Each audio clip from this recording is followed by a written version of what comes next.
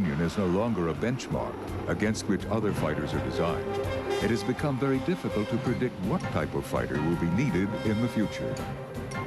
New aircraft are being developed for multiple roles, such as the Joint Strike Fighter, which is being designed to replace the F-16, F-A-18, and Harrier sometime in the next century. It will serve as a less costly companion to the U.S. Air Force's F-22 Advanced Tactical Fighter.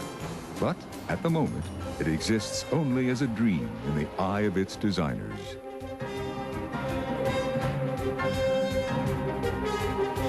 The Joint Strike Fighter, desired by the U.S. Navy, Air Force, and Marine Corps, and Britain's Royal Navy, is a very interesting program which seeks to balance cost and the roles it is intended to fill.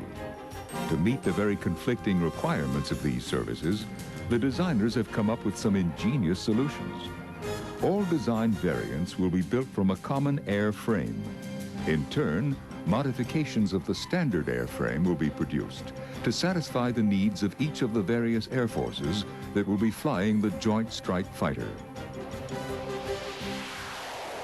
The reasons why the Joint Strike Fighter is a multi-role aircraft is, again, it's because of cost. In the Cold War, you had an almost unlimited budget to develop these things. But also, it's because of uncertainty. You don't know who your enemy is going to be anymore. You need to put as much capability into your platform as you can build into it. It therefore needs to be an interceptor, and it needs to be a ground attack aircraft. And this is what comes together in the Joint Strike Fighter. The tremendous advances in computer and aerodynamic technology have led some planners to even consider a radically different approach to future combat aircraft. Unmanned combat aircraft. An unmanned fighter certainly is possible, because you then can maneuver at 30 Gs, 50 Gs, as long as the airplane will take it. That's possible. Secondly, you don't risk the pilot. Those things are always benefits. The problem is the guy who's flying it, or whoever it is back at the base, isn't in the middle of the fight and often doesn't have the quick eye-to-brain response that he would if he was sitting in a cockpit. The first examples of robotic aircraft are the sophisticated new spycraft, such as the U.S. Air Force's Darkstar. Darkstar is a replacement for the piloted SR-71 Blackbird spyplane. But experiments are also being conducted with armed robotic aircraft.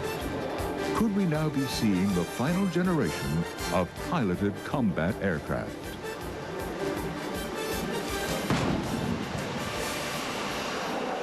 There will be certain missions which will still require a pilot in there. There'll be others, traditional missions today like attack, where you don't need a pilot. And I think that's why, in future, with programs like the Joint Strike Fighter, you will get some coming off the production line that are manned and some that are unmanned. Maybe after 2020, then you'll start to move into a totally unmanned Air Force.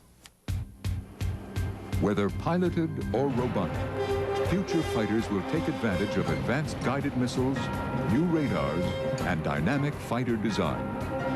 These technologies characterize the latest generation of combat aircraft. The combination of these high-tech wonders, along with revolutionary air combat tactics, is certain to dominate the digital dogfight of the 21st century.